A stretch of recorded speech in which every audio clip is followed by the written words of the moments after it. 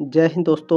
आज की क्लास में हम लोग कवर करेंगे BA third year fifth semester examination 2024-25 geography भूगोल। ठीक है, फिफ्थ सेमेस्टर में दोस्तों यदि आप हैं 2024 में एग्ज़ाम है तो भी आप इस क्लास को अटेंड कर सकते हैं। यदि 2025 में इसका एग्ज़ाम दे रहे हैं तो भी आप इस क्लास को अटेंड कर सकते हैं। ठीक है, आपका देख लेंगे इसमें पेपर का नाम क्या है। देखिए, आपके एडमिट कार्ड पर लिखा होगा, हिंदी में लिखा होगा यदि तो सुदूर संवेदन और भौगोलिक सूचना तंत्र की मूल बातें लिखा होगा। यदि इंग्लिश में लिखा होगा तो basics of remote sensing and graphic information system लिखा होगा। ठीक है, देखिए दीनदयाल उपाध्याय गोरखपुर विश्वविद्यालय का पेपर कोड है GEO 302।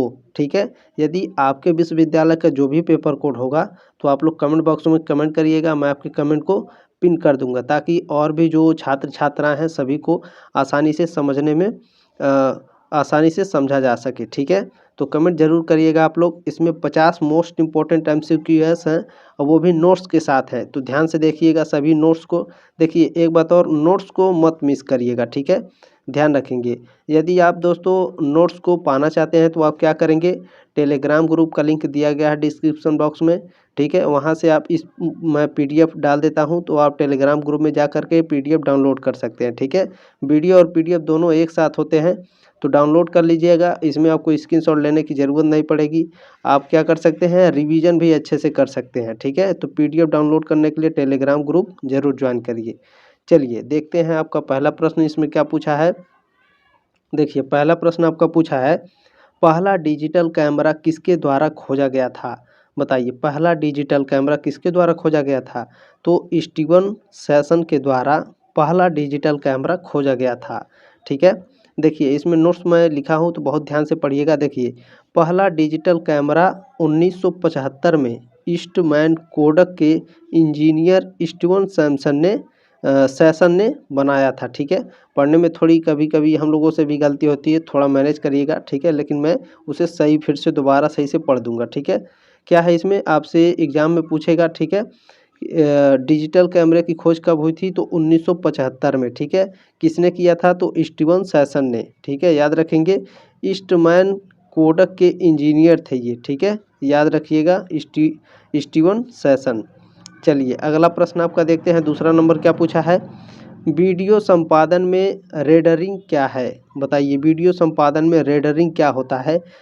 फिल्म को कई हिस्सों में बांटना, क्लिप्स का संयोजन करना या फिर क्लिप्स में प्रभाव डालना। ठीक है, इफेक्ट डालना जिसे बोलते हैं, या फिर वीडियो निर्माण का अंतिम चरण होता है।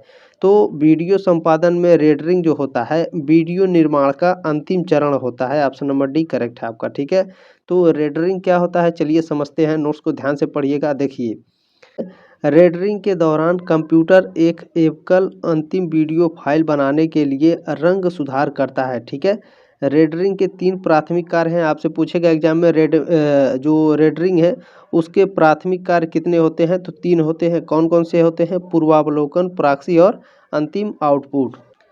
प्रश्न नंबर 3 क्या पूछा है, किस कंपनी ने पहला हैंड हेल्ड डिजिटल कैमरा पेश किया। निकॉन, फूजी, कोडक या फिर कैनन ने। तो कोडक ने किया था। ठीक है, कोडक ने पहला हैंड हेल्ड डिजिटल कैमरा पेश किया था। चलिए नोट्स को पढ़ते हैं दोस्तों, नोट्स बहुत ही इंपॉर्टेंट है। ठीक है, देखिए कब किया था तो 1988 में फूजी फिल्म ने पहला फुल डिजिटल कैमरा फूजिक्स DS-1P ठीक है पेश किया। यह कैमरा सेमीकंडक्टर मेमोरी कार्ड का इस्तेमाल करके डिजिटल तस्वीरें लेता था। चलिए अगला देखते हैं आपका क्या है। चौथा प्रश्न है, फिश आई डिग्री व्यू क्या है। फिश आई डिग्री व्यू क्या होता है, 90 डिग्री होता है, 180 डिग्री, 360 या फिर 60। तो जो फिश आई डिग्री व्यू होता है यह 180 डिग्री होता है। ऑप्शन नंबर बी करेक्ट हो जाएगा। देखिए नोट्स को ध्यान से पढ़िएगा, आपके डाउट अभी क्लियर हो जाएंगे। देखिए फिश आई लेंस एक अल्ट्रा वाइड एंगल लेंस होता है। ठीक है, इसका इस्तेमाल स्वचालित 180 डिग्री कोण पर तस्वीरें लेने के लिए किया जाता है। ठीक है, उम्मीद है दोस्तों अब आपको समझ में आ गया होगा। ठीक है, आपका डाउट क्लियर हो गया होगा। जो नहीं समझ में आएगा आराम से आप क्लास को रोक करके आराम से पढ़ सकते हैं। ठीक है, 5वां नंबर प्रश्न है, एरियल फोटोग्रामेट्री में उपयोग किए जाने वाले लेंस की अधिकतम कवरेज क्षमता कितने कोणों में होती है। तो अधिकतम कितने में होती है, तो लगभग 93 डिग्री में, ये 93 डिग्री में ही होता है, ठीक है, याद रखेंगे। एरियल फोटोग्रामेट्री में उपयोग किए जाने वाले लेंस की जो कवरेज क्षमता होती है 93 डिग्री होती है, ठीक है।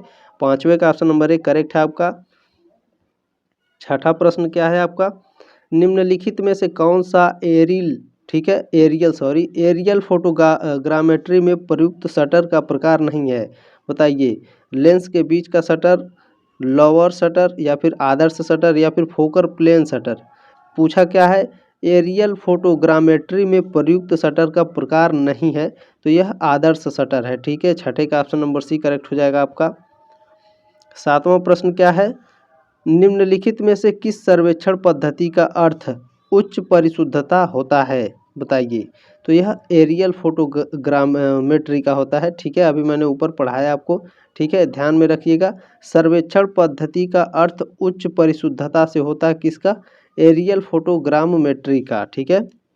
चलिए अगला आपका देखते हैं। आठवां नंबर प्रश्न क्या है, झुकी हुई तस्वीर में कितना झुकाव होना चाहिए, तो झुकी हुई तस्वीर में 3 डिग्री का झुकाव होना चाहिए, ऑप्शन नंबर सी करेक्ट हो जाएगा आठवें का। प्रश्न नंबर 9 क्या पूछा है दोस्तों आपका, 300 गीगाहर्ट्ज से 400 गीगाहर्ट्ज तक की आवृत्ति वाली विद्युत चुंबकीय तरंगों को किस रूप में जाना जाता है, मध्यम तरंगे, लघु तरंगे, सूक्ष्म तरंगे, या इंफ्रारेड तरंगे। ये सभी प्रश्न पूछे जाएंगे, याद रखिएगा। तो ठीक है, याद रखेंगे जो 300 गीगाहर्ट्ज से 400 गीगाहर्ट्ज तक की आवृत्ति वाली विद्युत चुंबकीय तरंग होती है, वह इंफ्रारेड तरंगे होती हैं, ऑप्शन नंबर डी करेक्ट हो जाएगा, ठीक है। देखिए नोट्स को बहुत ध्यान से पढ़िएगा, आपके बहुत काम आएगा, ठीक है। यदि आप कॉम्पिटिटिव एग्जाम की तैयारी करते हैं तो साइंस के अंतर्गत ये प्रश्न पूछे जाते हैं, ठीक है, याद रखेंगे। देखिए सूक्ष्म तरंगे किसे कहते हैं, ये 1 मिलीमीटर से 1 मीटर के परास और आवृत्ति परास, ठीक है, 300 मेगाहर्ट्ज से 300 गीगाहर्ट्ज के बीच आती है। सूक्ष्म तरंगे की बात हो रही है, इंफ्रारेड की नहीं। मैंने इंफ्रारेड ऊपर बता दिया है, ठीक है। यदि आप दोबारा पढ़ना चाहते हैं तो ऊपर से पढ़ सकते हैं, ठीक है। यहाँ मैं सूक्ष्म तरंगे बता रहा हूँ, तो ध्यान दीजिएगा, ठीक है। सूक्ष्म तरंगों का उपयोग आमतौर पर रडार, संचारण टावर, सूक्ष्म तरंग ओवन आदि में किया जाता है, ठीक है, याद रखिएगा। क्या इसमें क्या दिया है, देखिए सूक्ष्म तरंगे पूछेगा, अगर पूछेगा कि 300 मेगाहर्ट्ज से 300 गीगाहर्ट्ज के बीच की आवृत्ति किसके अंतर्गत आती है, तो सूक्ष्म तरंगों के अंतर्गत आती है, ठीक है। चलिए अगला देखते हैं आपका क्या है, 10वां नंबर प्रश्न क्या है, 3 गीगाहर्ट्ज से 30 मेगाहर्ट्ज। देखिए गीगाहर्ट्ज कैसे लिखा है, ठीक है, गीगाहर्ट्ज, ठीक है, जी रहेगा गीगाहर्ट्ज, यदि यम रहेगा तो क्या रहेगा, मेगाहर्ट्ज, ठीक है, यम रहेगा मेगाहर्ट्ज, जी रहेगा गीगाहर्ट्ज, ठीक है, समझ में आ गया। देखिए 3 गीगाहर्ट्ज से 30 मेगाहर्ट्ज तक की आवृत्ति वाली विद्युत चुंबकीय तरंगों को किस रूप में जाना जाता है, तो यह इन्हें लघु तरंगों के रूप में जाना जाता है, याद रखेंगे। चलिए नोट्स को बहुत ध्यान से पढ़िएगा। देखिए वह रेडियो जो 3000 किलो हर्ट्ज और 30 मेगा हर्ट्ज की आवृत्तियों के बीच संचालित होती है, उसे उच्च आवृत्ति एचएफ रेडियो कहा जाता है, ठीक है। सभी पॉइंट को बहुत ही ध्यानपूर्वक याद रखिएगा, ठीक है।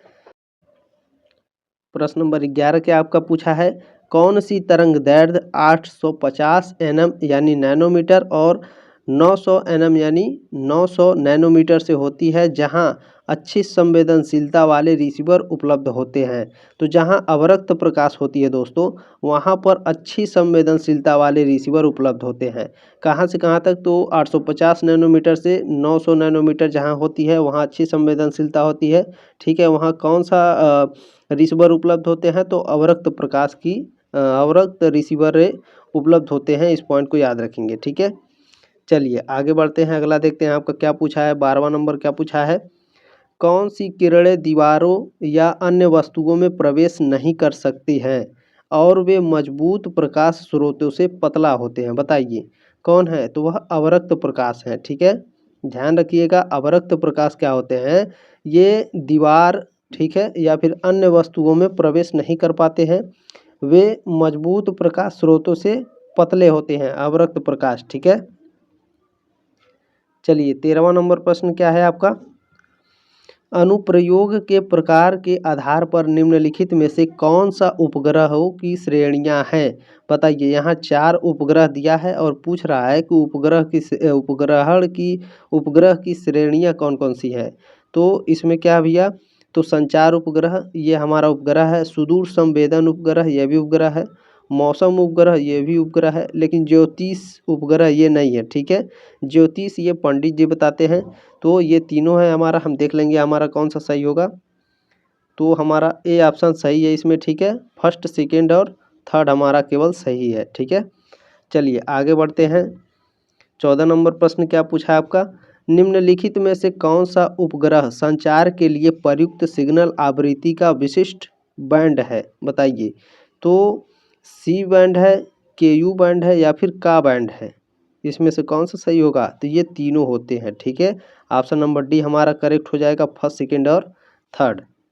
चलिए अगला देखते हैं आपका 15 नंबर क्या पूछा है, कौन सी band frequency download frequency 4 gigahertz और अप लिंक फ्रीक्वेंसी 60 गीगाहर्ट्ज है? सी बैंड है, के यू बैंड है, का बैंड है या फिर सी ए बैंड है? तो इसमें आपका जो सी बैंड होता है दोस्तों, वह 4 गीगाहर्ट्ज और अप लिंक फ्रीक्वेंसी में 60 गीगाहर्ट्ज तक होती हैं। ठीक है, डाउनलोड फ्रीक्वेंसी 4 गीगाहर्ट्ज और अप लिंक फ्रीक्वेंसी 60 गीगाहर्ट्ज होती है, वहाँ सी बैंड होता है। इस पॉइंट को याद रखेंगे। चलिए अगला देखते हैं आपका क्या है, 60 नंबर क्या है, डाउनलोडिंग फ्रीक्वेंसी 11 गीगाहर्ट्ज और अप लिंक फ्रीक्वेंसी 14 गीगाहर्ट्ज वाली फ्रीक्वेंसी को कौन सी बैंड फ्रीक्वेंसी कहते हैं? तो इसे हम के यू बैंड फ्रीक्वेंसी कहते हैं। ठीक है, जहां डाउनलोडिंग फ्रीक्वेंसी 11 हर्ट्ज और अप लिंक फ्रीक्वेंसी, ठीक है, फ्रीक्वेंसी 14 गीगाहर्ट्ज वाली होती है, वहां के यू बैंड फ्रीक्वेंसी होती है, फ्रीक्वेंसी। ठीक है, चलिए अगला देखते हैं आपका क्या है, 17वां नंबर प्रश्न है, 1 किलोमीटर से 100 मीटर तक तरंग दैर्ध्य वाले विद्युत चुंबकीय वेव को किस रूप में जाना जाता है? तो इसे मध्यम तरंगों के रूप में जाना जाता है। चलिए अगला देखते हैं आपका 18वां नंबर क्या पूछा है, 10 किलोमीटर से 1 किलोमीटर तक तरंग दैर्ध्य वाली विद्युत चुंबकीय तरंग को किस रूप में जाना जाता है? तो इसे लंबी लहरें के रूप में जाना जाता है। चलिए अगला देखते हैं आपका 19 नंबर क्या पूछा है, बहुत ही इंपॉर्टेंट है। ठीक है, देखिए 19 नंबर प्रश्न है आपका, निम्नलिखित में से कौन सा पूर्ण GIS पैकेज है? GIS, ठीक है, निम्नलिखित में से कौन सा पूर्ण GIS पैकेज है? तो ILWIS ये भी है, जियो मीडिया ये भी है, आर्क GIS ये भी है और कार्प ये भी है। तो ये हमारे चारों हैं। ठीक है, चारों ऑप्शन है, याद रखिएगा। इसमें से कभी कभी ऐसा होगा कि ये आर्क GIS नहीं देगा, ये तीनों देगा और नीचे लिख देगा उपरोक्त सभी। ठीक है, इस तरह से आपका प्रश्न पूछेगा। तो मैंने चारों पढ़ा दिया है। उम्मीद है दोस्तों अब आपका उत्तर गलत नहीं होगा। ठीक है, उम्मीद है आप नोट्स को बहुत ध्यानपूर्वक पढ़ेंगे, आपका डाउट क्लियर होगा। देखिए GIS का फुल फॉर्म क्या होता है यहाँ पर बताया गया है, ध्यान से पढ़िएगा। देखिए भौगोलिक सूचना तंत्र या भौगोलिक सूचना प्रणाली अथवा संक्षेप में GIS का फुल फॉर्म क्या होता है? देखिए अंग्रेजी में जियोग्राफिक इंफॉर्मेशन सिस्टम बोलते हैं GIS को। ठीक है, यह प्रश्न 100% पूछेगा। ठीक है, यह इसका फेवरेट क्वेश्चन है और हर साल पूछता है GIS का फुल फॉर्म। ठीक है, देखिए कंप्यूटर हार्डवेयर और सॉफ्टवेयर को भौगोलिक सूचना के साथ एकीकृत कर इनके लिए आंकड़े एकत्र, प्रबंधन, विश्लेषण, संरक्षण और निरूपण की व्यवस्था करता है। ठीक है, चलिए अगला प्रश्न आपका देखते हैं। 20 नंबर प्रश्न क्या पूछा है, एक GIS पैकेज को पूर्ण विकसित नहीं कहा जा सकता है यदि निम्नलिखित क्षमताएं गायब हैं।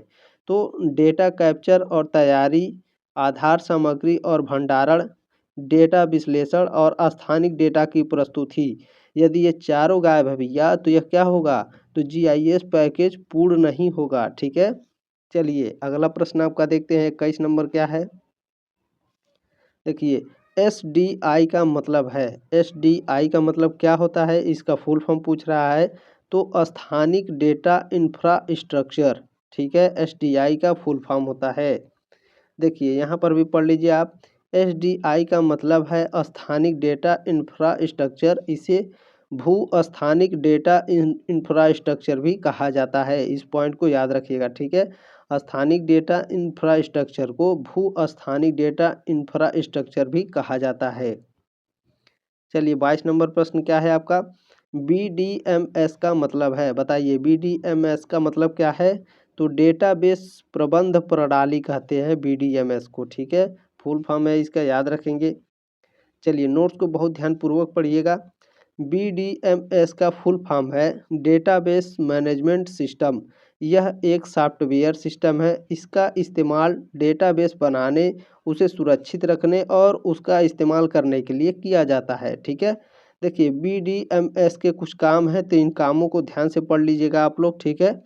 ध्यान दीजिए, देखिए आपके एग्जाम में कैसे प्रश्न पूछेगा, पूछेगा कि इनमें से कौन सा बीडीएमएस का कार्य नहीं है, ठीक है। नेगेटिव क्वेश्चन पूछेगा आपसे, इनमें से कौन बीडीएमएस का कार्य नहीं है। तो इन चारों में से कोई 3 दे देगा और एक दूसरा दे देगा, ठीक है। तो जब आप ध्यान से पढ़े रहेंगे तो अभी आप उत्तर दे पाएंगे, ठीक है। तो मैं पढ़ाने का प्रयास करता हूँ और आप लोग भी पढ़ लीजिएगा, ठीक है। देखिए डेटा बेस में डेटा को स्टोर करना, डेटा को पुनः प्राप्त करना, डेटा को परिभाषित करना, डेटा को प्रबंधित करना, डेटा को बनाना, डेटा को सुरक्षित करना, डेटा को पढ़ना, डेटा को अपडेट करना और डेटा को हटाना क्या है, बीडीएमएस के काम है, ठीक है।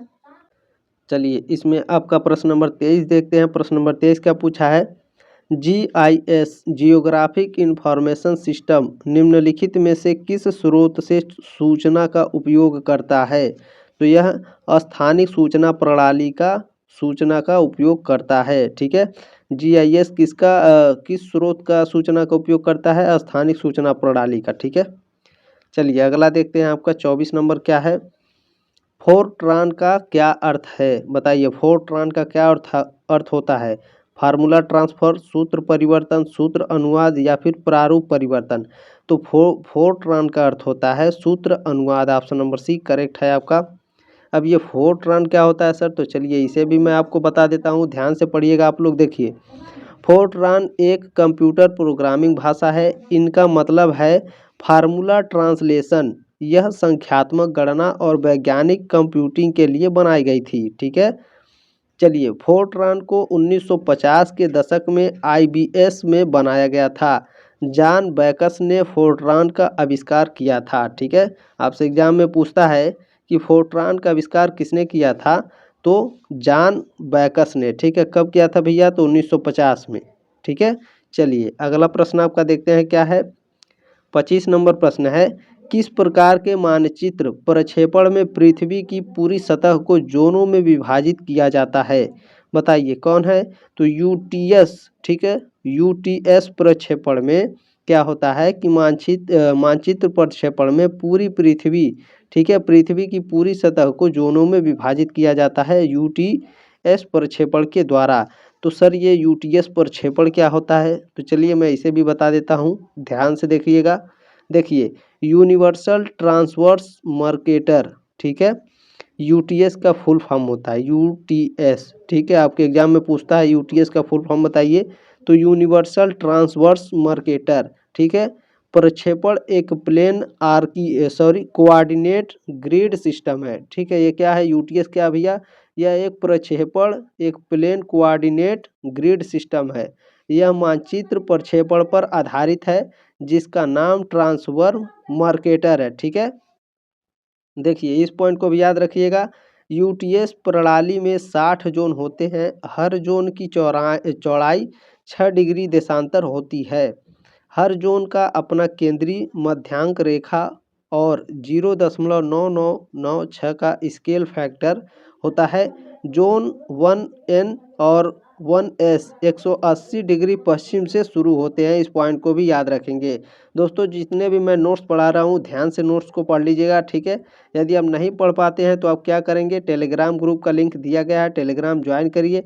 वीडियो के नीचे आपको क्या मिलेगा, पीडीएफ मिलेगा, ठीक है। तो पीडीएफ आप क्या करेंगे, डाउनलोड कर लीजिएगा, आराम से पढ़ते रहिएगा, ठीक है। और आपका रिवीजन भी हो जाएगा।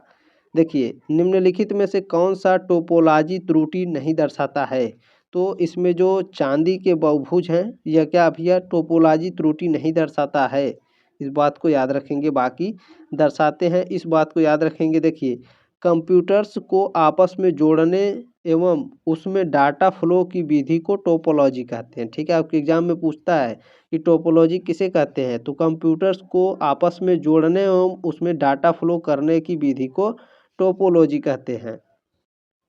चलिए 27 नंबर प्रश्न आपका देखते हैं क्या है। समोच्च रेखाओं को दर्शाने वाले मानचित्र में गहरी समोच्च रेखाओं का नाम है। तो गहरी समोच्च रेखाओं का नाम क्या है, तो सूचकांक समोच्च। ठीक है, ऑप्शन नंबर ए करेक्ट हो जाएगा आपका। प्रश्न नंबर 28 आपका पूछा है दोस्तों, निम्नलिखित में से कौन सा डेलौने त्रिभुज के बारे में सत्य है। तो त्रिभुज उतने ही समबाहु हैं जितने वे हो सकते हैं, बिल्कुल सत्य है। प्रत्येक त्रिकोण के लिए उसके लंबर, ठीक है, बिंदुओं के माध्यम से परिवृत्त में कोई अन्य लंगर बिंदु नहीं होता है, बिल्कुल सही है। तो ऑप्शन नंबर सी हमारा करेक्ट हो जाएगा 28 का। ठीक है, ए और बी दोनों हो जाएंगे हमारे। चलिए 29 नंबर प्रश्न क्या पूछा है आपका, इंटरपोलेशन नामक सिद्धांत किसके द्वारा संभव बनाया गया है, बताइए। इंटरपोलेशन सिद्धांत भैया किसके द्वारा संभव बनाया गया है, तो इंटरपोलेशन सिद्धांत आपका स्थानिक स्वायत्तता के द्वारा संभव बनाया गया है। ठीक है, 29 का ऑप्शन नंबर ए करेक्ट हो जाएगा आपका। अगला प्रश्न देखेंगे 30 नंबर क्या पूछा है आपका, निम्नलिखित में से कौन सा सामान्य डेटा मान के बारे में सत्य है। तो वे दिनांक मान हैं जिन्हें कुछ प्राकृतिक क्रम में रखा जा सकता है लेकिन जो किसी अन्य प्रकार की गणना की अनुमति नहीं देते हैं, तो बिल्कुल सही है। दूसरा है आपका साधारण डेटा मूल्य का एक उदाहरण घरेलू आय को निम्न और औसत या उच्च के रूप में वर्गीकृत करना है, ये भी सही है। तो ऑप्शन नंबर सी हमारा ऑप्शन नंबर डी हमारा करेक्ट हो जाएगा, ए और बी दोनों। ठीक है, चलिए अगला देखते हैं आपका क्या पूछा है 31 नंबर, निम्नलिखित में से कौन सा आंतरिक डेटा मान के बारे में सही है। तो ये ऊपर के सभी सही हैं। ठीक है, ऑप्शन नंबर डी आपका करेक्ट हो जाएगा। वे मात्राएं हैं जिनमें वे गणना के सरल रूपों जैसे जोड़ और घटाव की अनुमति देते हैं। वे गुणन या विभाजन का समर्थन नहीं करते हैं। सेंटीग्रेड तापमान आंतरिक डेटा के मान होते हैं। ठीक है, चलिए अगला प्रश्न आपका देखते हैं 32 नंबर क्या है, निम्नलिखित भौगोलिक क्षेत्र के उदाहरण हैं। तो भौगोलिक क्षेत्र के उदाहरण क्या भैया, तो हवा का तापमान होता है, बैरोमीटर का दबाव होता है, ऊंचाई होता है। ऑप्शन नंबर डी हमारा करेक्ट हो जाएगा। ठीक है, चलिए 33 नंबर प्रश्न क्या पूछा है, निम्नलिखित में से कौन से कथन सत्य हैं। प्राकृतिक घटनाएं आमतौर पर फील्ड होती हैं, क्या यह सही है, बताइए। क्या यह सही है दोस्तों, बिल्कुल सही है। ठीक है, मानव निर्मित घटनाएं आमतौर पर वस्तुएं होती हैं, बिल्कुल सही है। तो ए और बी हमारा दोनों सत्य हो जाएगा। ठीक है, प्रश्न नंबर 34 आपका पूछा है, फील्ड्स हो सकते हैं। तो फील्ड्स असतत या निरंतर हो सकते हैं, 34 का ऑप्शन नंबर सी करेक्ट हो जाएगा।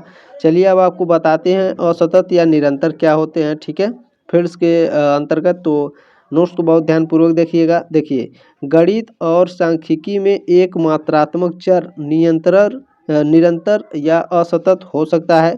निरंतर फील्ड मानों को अनंत सीमा माना जाता है। ठीक है, याद रखिएगा। गणित में असतत डेटा वह जानकारी होती है जिसमें मूल्यों के बीच ध्यान देने योग्य अंतर होता है। असतत डेटा असतत या विशिष्ट मूल्यों से बना होता है। ठीक है, सभी को बहुत ध्यानपूर्वक पढ़ेंगे। 35 नंबर प्रश्न क्या है आपका, सतत क्षेत्र के उदाहरण हैं, बताइए। सतत क्षेत्र के उदाहरण क्या हैं, तो हवा का तापमान, बैरोमीटर का दबाव, मिट्टी की लवणता। ठीक है, ऑप्शन नंबर डी करेक्ट हो जाएगा उपरोक्त सभी आपका। 36 नंबर प्रश्न देखेंगे आपका क्या पूछा है, निम्नलिखित में से कौन सा जीआईएस से संबंधित है, बताइए। यूक्लिडियन अंतरिक्ष, रामानुजन अंतरिक्ष या फिर पाइथागोरियन अंतरिक्ष या इनमें से कोई नहीं। तो जीआईएस से जो संबंधित है तो वो यूक्लिडियन अंतरिक्ष संबंधित है। ऑप्शन नंबर ए आपका करेक्ट हो जाएगा 36 का। ठीक है, अब सर ये यूक्लिडियन अंतरिक्ष क्या होता है, चलिए मैं आपको समझाने का प्रयास करता हूँ, ध्यान से देखिएगा। देखिए यूक्लिडियन अंतरिक्ष ज्यामिति का एक मूलभूत स्थान है। इसका मकसद भौतिक जगत का प्रतिनिधित्व करना होता है। ठीक है, यह एक या दो तीन आयामी स्थान होता है जिसमें यूक्लिडियन ज्यामिति के सिद्धांत और अभिधारणाएं लागू होती हैं। ठीक है, यूक्लिडियन अंतरिक्ष की कुछ खास बातें यहाँ पर मैंने नोट्स की है, तो ध्यान में इन बातों को याद रखिएगा। देखिए मैं पढ़ाऊँगा नहीं, बहुत ज़्यादा समय हो जा रहा है। ठीक है, अब जल्दी जल्दी क्लास भी आप लोगों की करानी है, तो आप इसे स्क्रीनशॉट ले लीजिए, या तो क्लास को रोक के पढ़ लीजिए, या तो फिर आप टेलीग्राम ग्रुप ज्वाइन करके PDF डाउनलोड कर लीजिए। ठीक है, 37 नंबर प्रश्न क्या है आपका, स्थानिक डेटा गुणवत्ता के प्रमुख घटकों में शामिल है। तो स्थानीय, ठीक है, स्थानिक डेटा गुणवत्ता में जो प्रमुख घटकों में शामिल होता है वह स्थितीय सटीकता, लौकिक सटीकता, वंश और पूर्णता, तार्किक संगति, ये चारों होते हैं। ठीक है, मैंने अभी जो ऊपर आपको समझाता है, निगेटिव क्वेश्चन में पूछता है इनमें से कौन स्थानिक डेटा की गुणवत्ता में शामिल नहीं है।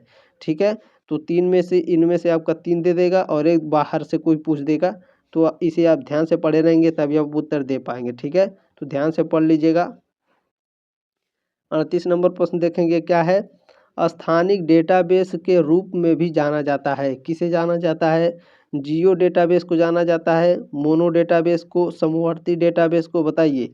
तो स्थानिक डेटाबेस जो होता है इसे हम जियो डेटाबेस के रूप में जानते हैं। ठीक है, ऑप्शन नंबर ए आपका करेक्ट है, ध्यान रखेंगे। अगला प्रश्न देखेंगे आपका 39 नंबर क्या है, देखिए स्थानिक डेटा से हमारा तात्पर्य उस डेटा से है जिसके पास क्या होता है भैया, जिसके पास स्थितीय मान होता है। ठीक है, स्थानिक डेटा से तात्पर्य उस डेटा से है जिनके पास स्थितीय मान होते हैं।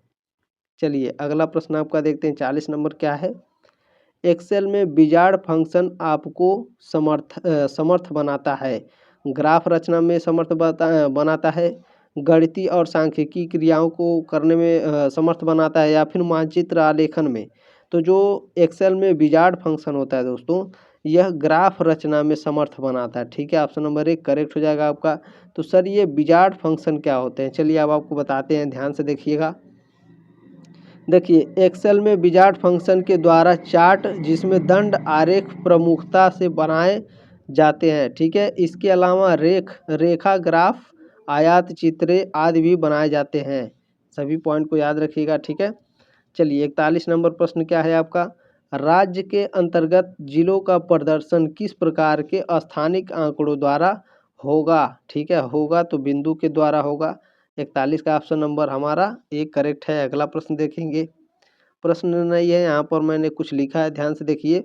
भौगोलिक सूचना प्रणाली GIS, ठीक है, 5 घटक होते हैं। आपके एग्जाम में पूछता है कि GIS के कितने घटक हैं, GIS के 5 घटक हैं।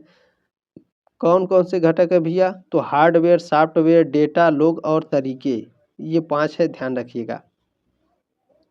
चलिए 42 नंबर प्रश्न क्या है आपका, रास्टर ग्राफिक अलग अलग छवि फाइलों को संग्रहित करता है, आयाम में, संकल्प में, पीढ़ी में, या फिर उत्पाद में। तो जो रास्टर ग्राफिक होता है वह उत्पादन, ठीक है, उत्पादन छवि फाइलों को संग्रहित करता है। ठीक है, चलिए अब ये रास्टर ग्राफिक क्या होता है, तो चलिए ध्यान से देखिएगा। देखिए कंप्यूटर ग्राफिक्स और डिजिटल फोटोग्राफी में रास्टर ग्राफिक्स एक आयताकार मैट्रिक्स या वर्ग पिक्सल के ग्रिड के रूप में एक या दो आयामी तस्वीरों का प्रतिनिधित्व करता है। ठीक है, इसे बिट मैप भी कहा जाता है, याद रखेंगे सभी को। ठीक है, चलिए 43 नंबर क्या है, रिमोट सेंसिंग है जानकारी की संपर्क रिकॉर्डिंग, सूचना की गैर संपर्क रिकॉर्डिंग। तो 43 का ऑप्शन नंबर 1 करेक्ट हो जाएगा हमारा। ठीक है, रिमोट सेंसिंग क्या है, जानकारी की संपर्क रिकॉर्डिंग। चलिए नोट्स को ध्यान से पढ़ लीजिए। रिमोट सेंसिंग दूर से किसी चीज़ या क्षेत्र के बारे में जानकारी हासिल करने का विज्ञान है। ठीक है, आप लोग समझते होंगे रिमोट सेंसिंग क्या होता है। ठीक है, चलिए 44 नंबर प्रश्न क्या है आपका, रिमोट सेंसिंग तकनीक के गुणों का उपयोग करते हैं, ध्वनि तरंगे, विद्युत तरंगे, चुंबकीय तरंगे, या उपरोक्त सभी। तो याद रखिएगा रिमोट सेंसिंग तकनीकों के गुणों का जो उपयोग करते हैं वह विद्युत चुंबकीय तरंगे करते हैं। ठीक है, 44 का ऑप्शन नंबर सी करेक्ट हो जाएगा हमारा। चलिए नोट्स को बहुत ध्यानपूर्वक पढ़िएगा दोस्तों। रिमोट सेंसिंग तकनीक का इस्तेमाल कई क्षेत्रों में किया जाता है, इसमें शामिल हैं कौन कौन से भैया, तो समुद्र विज्ञान में, ठीक है, भूभौतिकी विज्ञान में, कृषि में भी इसका उपयोग होता है। तो समुद्र विज्ञान में कैसे होता है, समुद्री धाराओं, समुद्र की सतह के तापमान और समुद्र के रंग का अध्ययन करना, ठीक है, रिमोट सेंसिंग का उपयोग होता है इसमें। भौतिकी में कैसे होता है, देखिए भूभौतिकी, भूगोल, भूमि सर्वेक्षण और ज़्यादातर पृथ्वी विज्ञान का विषय के अंतर्गत आता है रिमोट सेंसिंग, ठीक है।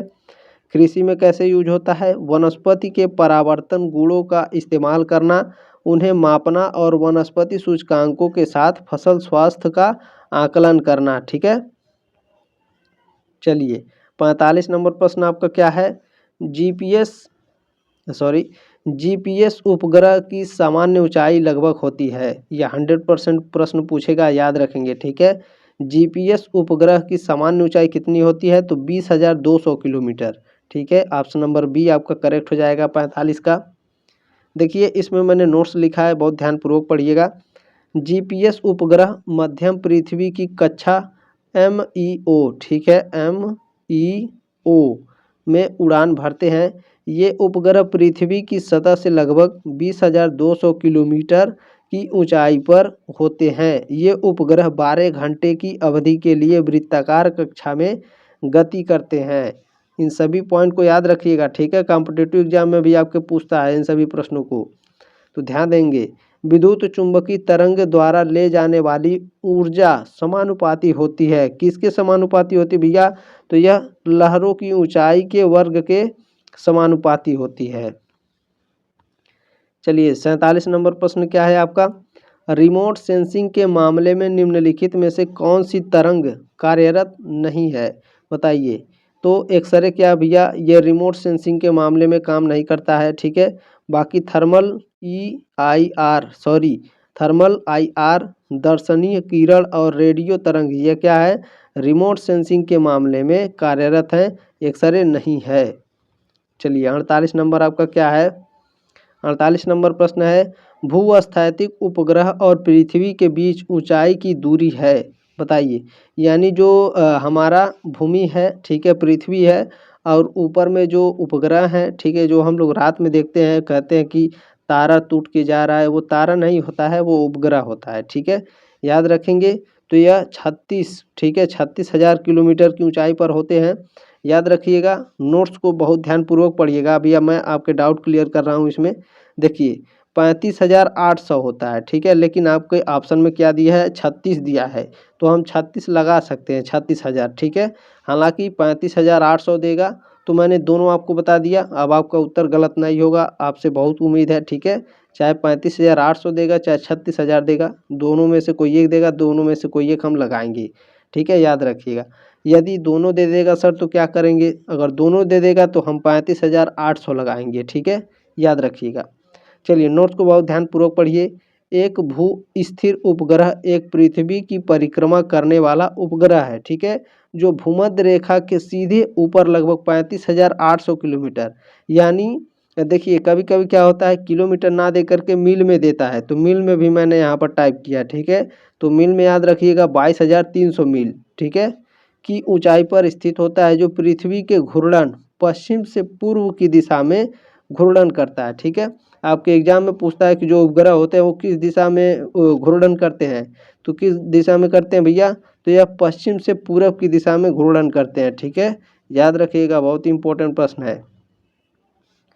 49 नंबर क्या है, जीपीएस में सबसे व्यापक रूप से उपयोग किया जाने वाला एंटीना है, यह 100% प्रश्न आएगा, कौन सा है भैया, तो जीपीएस में सबसे व्यापक रूप से उपयोग किए जाने वाला जो एंटीना है माइक्रो स्ट्रप एंटीना होता है, ठीक है, माइक्रो स्ट्रप एंटीना, ठीक है, ध्यान रखेंगे। अब चलिए मैं नोट्स को पढ़ा रहा हूँ, ये आपके लिए बहुत ही इंपॉर्टेंट है। देखिए जीपीएस में सबसे ज़्यादा इस्तेमाल होने वाला एंटीना कौन है भैया, तो माइक्रो स्ट्रिप एंटीना। यह जमीन के ऊपर गोलाकार या आयताकार आकार का धातु का पैच होता है, ठीक है। और सबसे मोस्ट इम्पोर्टेंट इसे याद रखिए, जीपीएस में सबसे ज़्यादा इस्तेमाल होने वाला दूसरा एंटीना कौन है भैया, तो डीपोल है, क्या है, डीपोल। चलिए अगला प्रश्न आपका देखते हैं, 50 नंबर क्या है। देखिए मैंने 50 प्रश्न लिखा है, लेकिन आपके कई सारे प्रश्न इसमें लगभग 55-60 प्रश्न इसमें टाइप किया हुआ है, तो ध्यान रखेंगे, ठीक है, छोड़ के क्लास मत जाइएगा, ध्यान से देखिए। जीपीएस उपग्रहों की कक्षीय त्रिज्या लगभग है बताइए। जीपीएस उपग्रह की कक्षीय त्रिज्या कितनी होती है? तो लगभग 20,600 किलोमीटर होती है। ठीक है, 50 का ऑप्शन नंबर बी करेक्ट हो जाएगा आपका। जीपीएस उपग्रह की कक्षीय त्रिज्या लगभग 26,600 होती है, इस पॉइंट को याद रखेंगे। ठीक है, यहाँ पर टाइपिंग में थोड़ी गलती हो गई, ये देखिए कितनी होती है भैया, जीपीएस उपग्रहों की कक्षीय त्रिज्या कितनी होती है? 26,600 होती है। ठीक है, यहाँ टाइपिंग में गलती हो गई है, यहाँ 26 रहेगा। ठीक है, 26,600 याद रखेंगे। चलिए अगला आपका देखते हैं 51 नंबर प्रश्न क्या पूछा है। किसी भी सेंसर प्रणाली की मूल आवश्यकता है, बताइए किसी भी सेंसर प्रणाली की मूल आवश्यकता क्या होती है? रेडियोमेट्रिक संकल्प होता है, स्थानिक संकल्प होता है, या स्पेक्ट्रल संकल्प होता है? तो ये सभी होते हैं। ठीक है, ऑप्शन नंबर डी करेक्ट हो जाएगा आपका 51 का। अगला प्रश्न आपका देखेंगे 52 नंबर क्या पूछा है। विद्युत चुंबकीय विकिरण का क्रांति कोण होता है यदि, तो विद्युत चुंबकीय विकिरण का क्रांति कोण होता है यदि अपवर्तन कोण भैया 90 डिग्री के बराबर हो। ठीक है, ऑप्शन नंबर डी आपका करेक्ट हो जाएगा। 53 नंबर प्रश्न देखेंगे आपका क्या है। जीओडी मीटर आधारित है, बताइए जीओडी मीटर किस पर आधारित है भैया? तो संग्राहक प्रकाश तरंगों के प्रसार पर आधारित होते हैं जीओडी मीटर। ठीक है, जीओडी मीटर किस पर आधारित है? तो संग्राहक प्रकाश तरंगों के प्रसार पर। चलिए अगला प्रश्न आपका क्या है, 54 नंबर प्रश्न है। देखिए कुल 55 प्रश्न है। ठीक है, याद रखेंगे। देखिए 54 नंबर क्या है। यदि किसी अंतरिक्ष यान की उड़ान की ऊंचाई h है, ठीक है, वायु आधार की लंबाई b है। ठीक है, ऊंचाई हमारा h है, लंबाई हमारा b है। ठीक है, और दो बिंदुओं के बीच लंबन अंतर dp है। ठीक है भैया, dp हो गया, तो ऊंचाई में अंतर होगा। तो ऊंचाई में अंतर क्या होगा? तो हमारा हो जाएगा भैया h equal to D P. ठीक है, कोष्टक में b/h, तो हमारा ऑप्शन नंबर ए करेक्ट हो जाएगा। ठीक है, चलिए मैं फिर से दिखा देता हूँ, ऑप्शन नंबर ए हमारा करेक्ट हो जाएगा।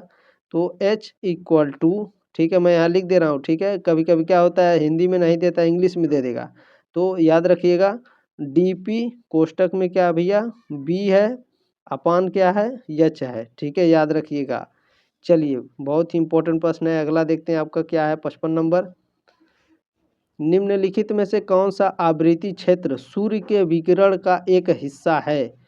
पराबैंगनी आवृत्ति क्षेत्र, इंफ्रारेड आवृत्ति क्षेत्र, रेडियो आवृत्ति क्षेत्र, तो ये तीनों है। ठीक है, ऑप्शन नंबर डी आपका करेक्ट हो जाएगा 55 का। ठीक है दोस्तों, उम्मीद है क्लास आपको अच्छी लगी होगी, शेयर जरूर कर दीजिएगा। ठीक है, जितने भी दोस्त हैं आपके व्हाट्सएप पर, ठीक है, नोट्स भी इसमें कई सारे हैं, तो टेलीग्राम ग्रुप का लिंक जरूर ज्वाइन कर लीजिएगा। ठीक है, मिलते हैं नेक्स्ट क्लास में, तब तक ले जय हिंद, वंदे मातरम।